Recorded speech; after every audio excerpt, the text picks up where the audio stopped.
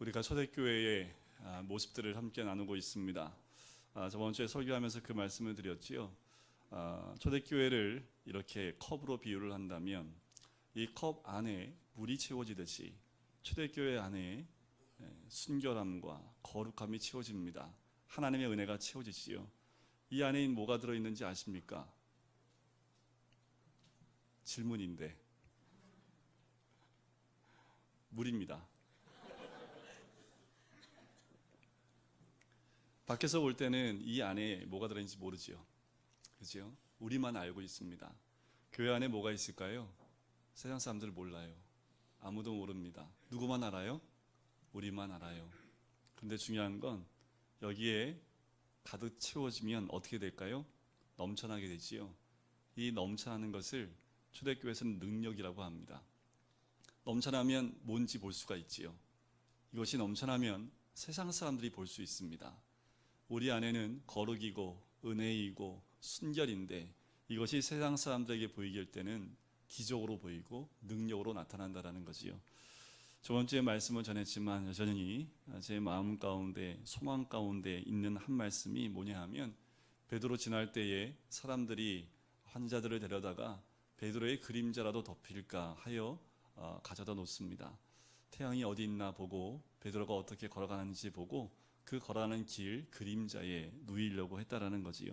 그것이 거룩으로 가득 채워졌던 초대교회에 나타났던 겉으로 드러난 능력의 모습입니다.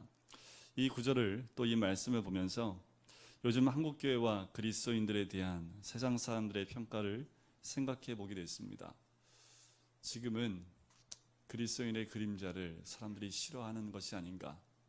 교회의 그림자를 세상 사람들이 싫어하고 있고 또 오히려 교회 건물이 지어질 때 교회 건물을 짓는 것을 원치 않고 집가 떨어진다고 짓지 말라고 하고 있는 지금의 모습이 교회의 모습은 아닌가. 그러면서 오늘 본문에 나오지 않은 그 이전의 말씀이 15절 말씀, 그 말씀대로 우리 교회와 이 땅에 있는 많은 그리스도인들이 말씀대로 될지어다 라는 그 기도가 그냥 나오기 시작을 합니다. 이랬으면 좋겠습니다. 예배당 그림자가 우리 집에 많이 들이오면 들이올수록 전셋값이 결정되면 얼마나 좋을까요? 우리 집이 교회 그림자에 다 들어가서 전셋값이 100% 올라가 있는, 그죠? 그리고 도시마다 마을마다 예배당이 없으면 민원이 들어가는 거예요. 왜 우리 동네에는 교회가 없습니까? 왜 우리 동네에는 집값 올라가게 교회가 왜 없는 거예요? 하면서 구청마다 민원이 쌓이는 그날을 바라보길 원합니다. 교회마다 이렇게 되기 위해서는 이런 일들이 그냥 일어날 수 없겠지요. 지금 우리 교회가 욕을 먹고 많은 그리스도인들이 욕을 먹는 것은 이유가 단 한 가지입니다. 세상 사람들이 보기 원하는 모습이 있어요. 세상 사람들이 우리 그리스도인들을 보면서 원하는 모습이 있다는 거지요. 뭘 원할까요? 다른 거 아닙니다. 거룩한 모습이에요. 순결한 모습입니다. 예수를 믿는 사람들의 모습이 좀 다르기를 원했던 거지요. 우리가 이런 교회가 될 수 있을까? 될 수 있어요. 교회가 초대교회처럼 순결해지면 됩니다. 우리 한 사람 한 사람이 거룩한 삶을 살게 되면 초대교회처럼 교회의 영향력은 확대되어지고 더 커질 수밖에 없는 거지요. 이렇게 되면 어떤 일이 준비되어 있는지 아십니까? 핍박이 오게 되어 있습니다. 이렇게 주의 능력이 차고 넘쳐서 능력이 나타나고 하나님의 영광이 나타나면 이 땅이 다 하나님 나라로 바뀌어야 될 것이 정상인 것 같은데 그런데 그렇지 않고 박해가 온다라는 겁니다. 오늘 본문 말씀이 그 말씀이에요. 베드로가 지나가는데 그림자라도 덮이려고 했던 그 능력이 나타났던 그 사도들을 잡아다가 감옥에 가둬버립니다. 하나님이 그냥 두지 않으시죠. 밤에 주의 사자를 보내십니다. 감옥문을 여시고 그들을 안전하게 이끌어내세요. 교회가 깨끗하면요, 교회가 정결하고 거룩하면 이 기적이 일어납니다. 교회가 정결하면 간증이 쏟아져 나오게 되는 거지요. 더 놀라운 사실이 있습니다. 그것은 무엇이냐 하면 감옥에서 그들을 데리고 나온 이유가 뭘까라는 거예요. 그들을 감옥에서 구출하였으면 이 사도들이 어디로 가야 됩니까? 안전한 곳, 그죠? 그들의 손길이 닿지 않는 먼 곳, 안전한 곳으로 가야 될 텐데 그들을 끄집어내서 어디로 갑니까? 그들이 성전으로 가요. 다시 그들이 이들을 잡을 수 있는 그 범위 안에서 하나님 말씀을 전하는 그곳으로 갑니다. 무엇을 의미합니까? 하나님의 기적은요, 우리를 안전한 곳으로 인도하는 것, 그것만이 목적이 아니라 하나님 나라 사역을 이루는 것이 하나님의 이적의 목적이라는 거지요. 우리 한 사람 한 사람 하나님 말씀 가운데 세워지는 이유가 뭘까요? 그래요, 그 이유는 바로 하나님 나라를 위해서입니다. 사도들은 순종하여 담대하게 복음을 다시 전하기 시작을 했습니다. 놀라운 또 하나의 사건이 벌어집니다. 뭐냐 하면 이 사도들을 위협했던 사람들이 오히려 두려워하기 시작을 합니다. 그 사도들은요, 당당하기 시작을 해요. 붙잡혀가는데 붙잡힌 사람은 당당하고 붙잡아 온 사람이 두려워 떨고 있는 모습이 오늘 본문 말씀에 나온다라는 거지요.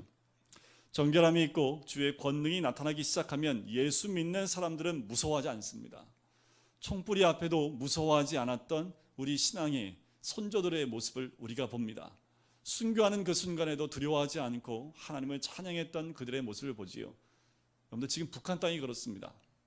지금 북한 땅에도 예수 믿는 것 하나로 총살령을 당하는 그 사람들의 모습이 찍혀있는 영상을 본 적이 있습니다.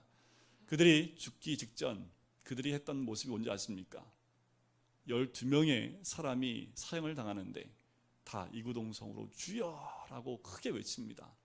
그 소리와 함께 총의 소리가 들리고 그 사람들이 다 순교당하는 모습을 봐요. 한 사람도 살려달라는 모습이 있지 않습니다. 당당했습니다.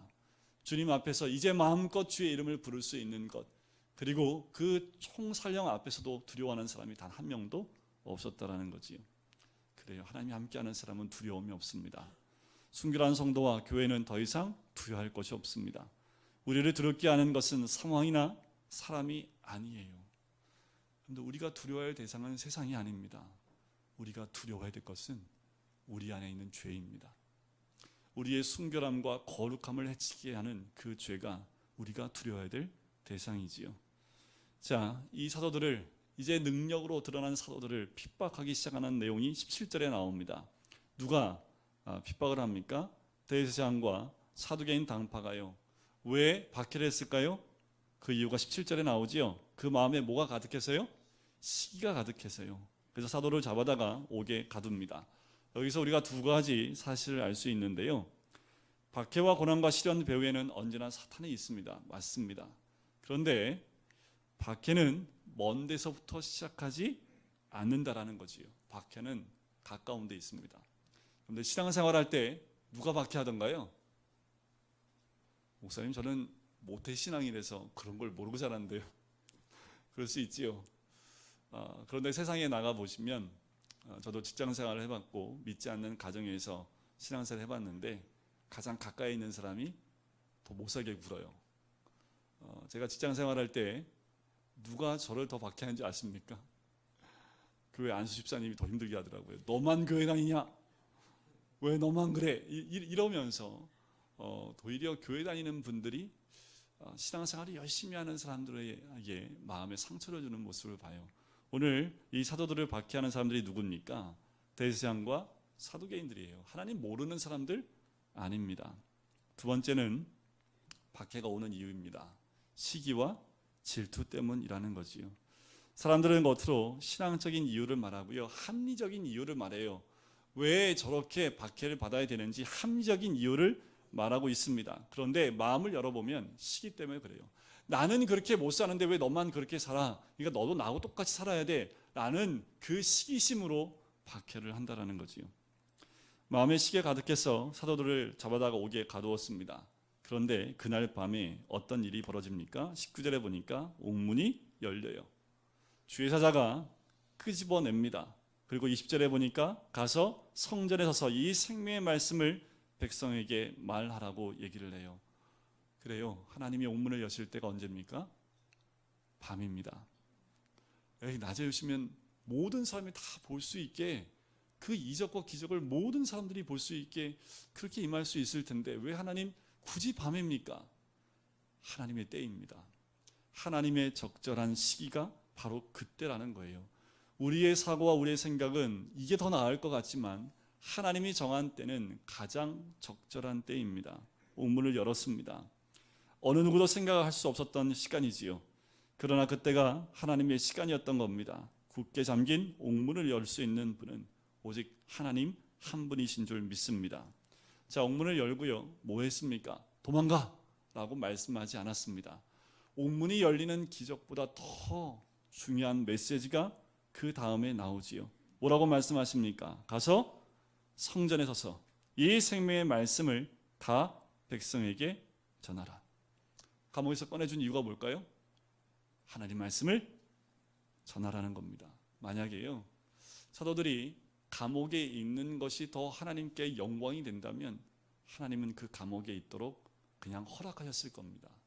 그런데 그들을 통해서 감옥의 문을 열고 기적을 통해서 그들을 데리고 나온 이유는 하나님 말씀, 생명의 말씀을 전하라는 사명을 주셨다라는 거지요. 중요한 건요, 기적이 중요한 게 아닙니다. 더 중요한 건 이 하나님의 음성이 있어야 된다는 거지요. 하나님의 말씀이 있어야 된다는 거예요.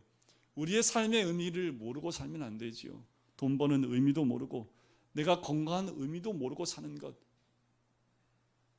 내가 건강한 이유가 무엇인지, 돈 버는 이유가 무엇이고 내가 사는 이유가 무엇인지를 정확히 알고 하나님 말씀이 들려 그 말씀에 순종하는 것, 그것을 우리는 사명이라고 이야기합니다. 이곳에 앉아있는 한 분 한 분, 어떤 분도 이 사명이 없는 분은 없습니다. 다 하나님이 말씀해 주셨어요. 그 말씀에 순종하여 나갈 때 그 사명은 우리 통해서 이루어집니다. 그 사명을 이루게 하기 위해서 우리에게 호흡을 주신 거고요. 그 사명을 이루게 하기 위해서 우리에게 물질을 주신 거고요. 건강 주시고 시간을 주신 겁니다. 그 모든 것이 우리에게 의미가 있는 것은 주의 말씀, 그 사명을 따라 나갈 때 의미가 있는 거지요.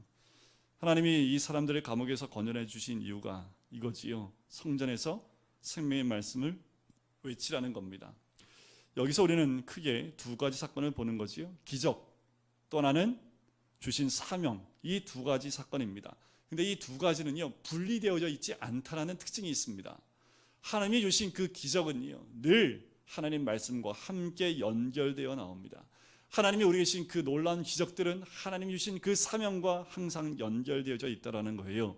왜 하나님이 우리에게 기적을 베풀어 주십니까? 제가 전에도 만났던 많은 분들을 보면 정말 하나님의 기적으로 살아난 사람들의 이야기를 많이 들어요. 저 개인적으로도 이 얘기를 좀 들려줬어야 되는데, 교통사고로 차가 폐차가 됐는데 자기는 걸어서 집으로 들어갔대요. 간증을 하더라고 저한테. 제가 속으로는 그랬어요. 하나님의 기적입니다. 입으로 얘기하면서 너 왜 살려주셨냐? 하나님이 이 마음이 있는 거예요.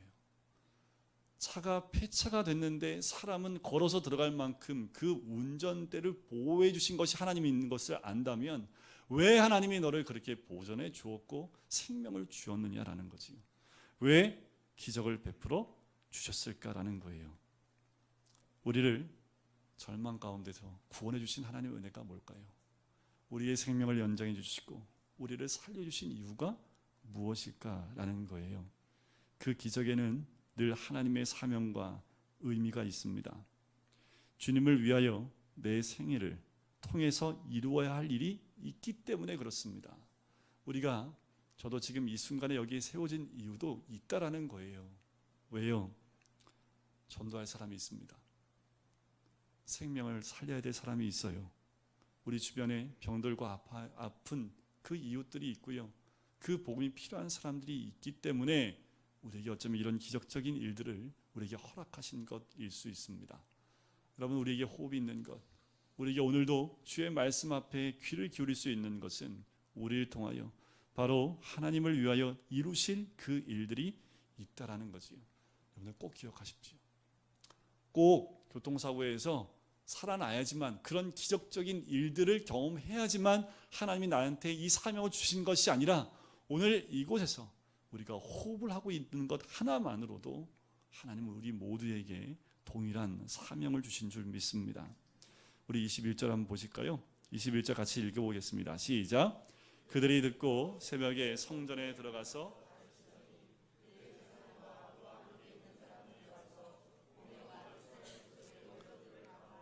사람을 오게 보내어 사도들을 잡아오라 하니. 자, 이게 두 종류의 사람이 나오지요. 첫 번째는 사도들입니다. 사도들은 기적을 목격을 했습니다. 그리고 몸소 체험을 했지요. 간수도 있고 문이 잠겼는데 감옥에서 빠져나왔어요. 나온 그들에게 주의 사자가 말씀을 주셨습니다. 사도들의 명령을 받은 그 새벽에 성전으로 갔어요. 새벽입니다.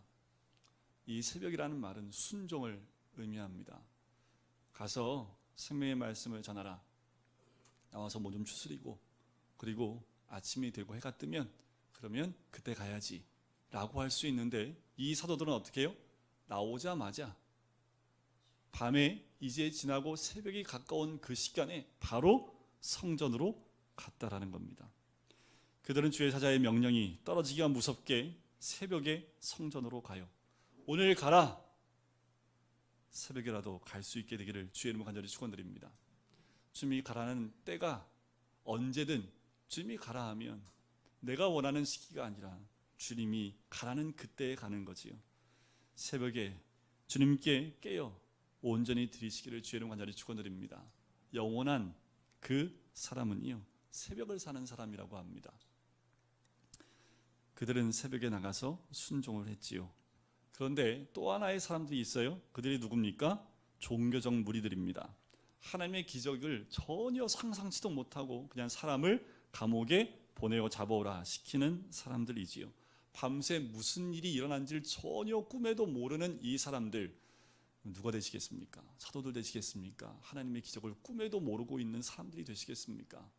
하나님이 역사하는 그 삶의 현장 가운데 계시면 지금도 살아서 역사하시는 하나님의 기적을 경험합니다. 근데 이들은 몰랐어요. 여러분, 10년, 20년 돼도 안 되던데요. 그런데 오늘 밤 됩니다. 아멘 하실 줄 알았는데 기도하시는 제목들이 있잖아요. 그죠? 10년 기도하고 20년 기도해도 그래도 안 되던데요. 그래, 오늘 밤 하나님이 하시면 됩니다. 10년, 20년 그 시간이 중요한 게 아니라 하나님이 오늘 함께 하시면 하룻밤 사이에도 바뀌어요. 우리의 기도의 제목이 이해됩니다. 하나님, 저는 왜 이렇게 안 바뀔까요? 하나님, 저 모태신앙인데 그래서 못하는 건가요? 저는 왜 이렇게 안 되나요? 왜 안 되나요? 우리의 기도 가운데 하나님, 오늘 이 순간 우리의 마음의 변화와 우리의 마음의 성숙과 우리의 마음이 변화되기를 사모합니다. 그 마음의 고백이 있어야 될 줄 믿습니다. 그러면 오늘 우리가 누가 될까요? 베드로가 됩니다. 그러면 우리는 한순간 변화된 사도 바울의 모습이 우리가 될 수 있을 줄 믿습니다. 자, 부하들이 갔어요. 옥에 갔는데 사도들이 있어요, 없어요? 없어요. 근데 봤더니 밖에 문을 지키는 사람들이 있어요, 없어요? 있지요. 옥은 닫혀 있어요, 열려 있어요? 닫혀 있습니다. 닫혀 있고 어저께 그 앞에 문을 지키는 보초들이 그대로 있는데 문을 열고 들어갔더니 누가 있어요? 없어요? 없지요. 아무도 없습니다. 이해가 안 돼요. 그래요. 믿음의 세계는 세상적인 방법으로 이해할 수 없습니다. 성경 66권 어떤 분이 그랬대잖아요. 이해되는 것만 남겨봤대요. 한 장도 안 남았답니다. 내 머리를 이해되는 것만 남기고 이해 안 되는 거 다 찢어버렸대요. 그랬더니 이 앞장과 겉장만 남았다는 거 아닙니까? 성경 말씀은 우리의 머리로 이해할 수 있는 게 아닙니다. 성경 말씀은 믿음의 눈이 열려야 이해가 되고 믿어지는 사건이지요. 상식적으로 합리적으로 설명이 안 돼요. 어떻게 이게 설명이 됩니까? 사람의 일만 있는 것이 이 땅에 사람의 일만 있는 것이 아니에요. 하나님의 일도 있습니다. 땅의 일만이 아니라 영원한 일이 있는 것입니다. 우리가 이 일을 인정해야 해요. 문지기가 그대로 감옥에 가서 갔다 와서 이 얘기를 이야기합니다. 그때 사람들의 반응이 24절과 25절에 나옵니다. 성전 맡은 자와 제사장들이 이 말을 듣고 의혹하여 이 일이 어찌 될까 하더니 사람이 와서 알리되 보소서 옥에 가두었던 사람들이 성전에 서서 백성을 가르치더이다. 이상하다. 이게 무슨 일이냐? 이게 도대체 어찌 되려고 하지? 그런데 그 순간에 그 사람들이 저기 있습니다 라고 알려줍니다.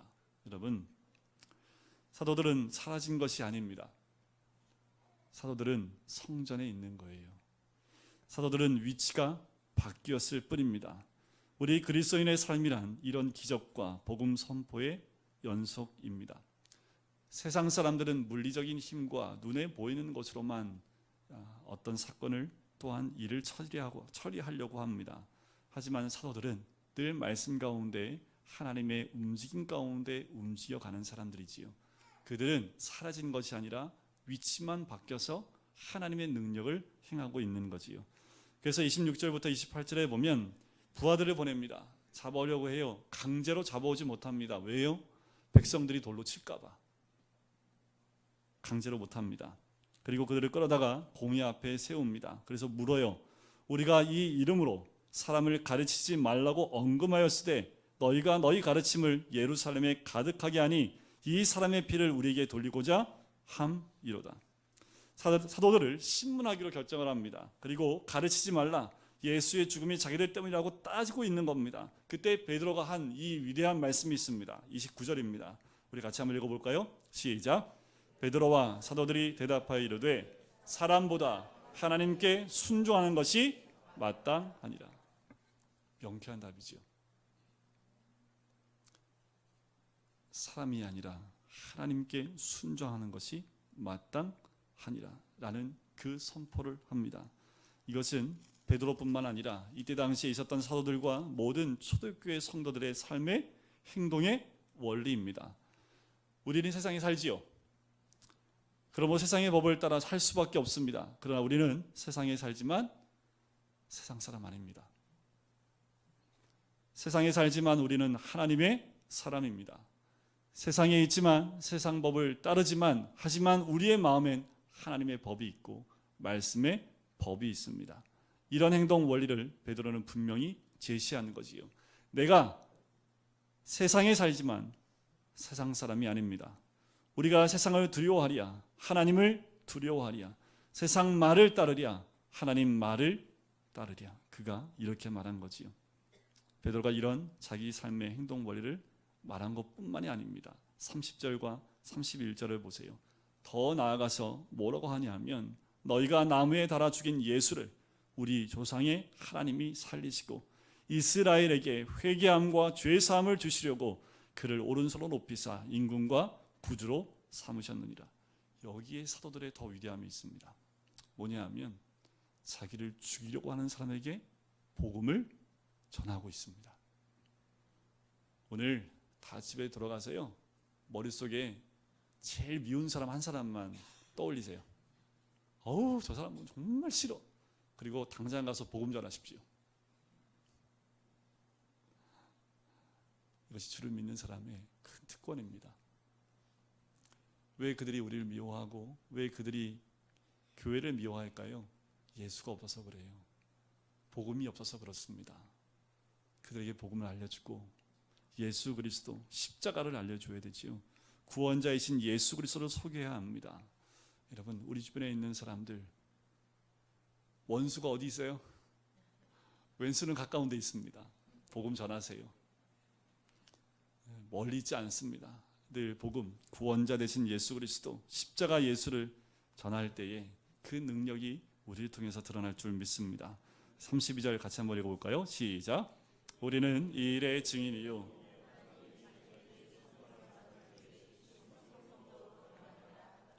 자, 사도들이 첫 번째는 행동의 원리를 제시했지요. 하나님께 순종하는 것. 둘째는 구원자 되신 예수 그리스도를 제시합니다. 그리고 마지막 이들의 고백이 무엇입니까? 자기들이야말로 이 모든 일에 살아있는 증인이다라는 겁니다. 여러분, 우리 한 사람 한 사람은 살아계신 주님의 살아있는 증인인 줄 믿습니다.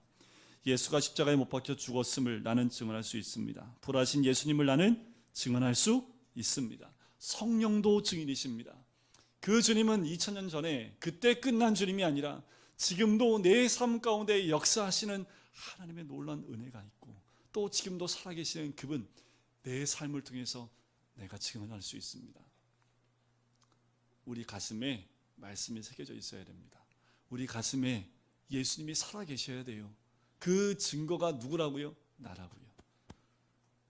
내가 그 살아계신 하나님의 살아있는 증인이다 라고 고백을 하는 거지요. 예수 그리스도의 증인임을 우리 모두가 삶 가운데서 선포하시는 우리 모든 성도님 되시기를 주의 이름으로 간절히 축원드립니다. 기적을 맛볼 수 있습니다. 그 기적을 맛보시고 그리스도의 복음의 전도자로 세워지는 것, 그것이 우리를 통해서 하나님이 세우시길 원하시는 하나님의 놀라운 은혜인 줄 믿습니다. 우리를 통해서 누가 보여야 됩니까? 예수 그리스도, 말씀, 복음이 드러나야 되지요. 여러분, 우리 삶의 기적은 바로 이 복음 때문에 일어나는 겁니다. 이번 한 주간도 주님 안에서 살아있는 증인으로, 그리고 그 기적을 맛보고 하나님 중심에 순종하는 삶을 사시는 우리 모든 성도님 되시기를 주님의 이름으로 간절히 축원드립니다.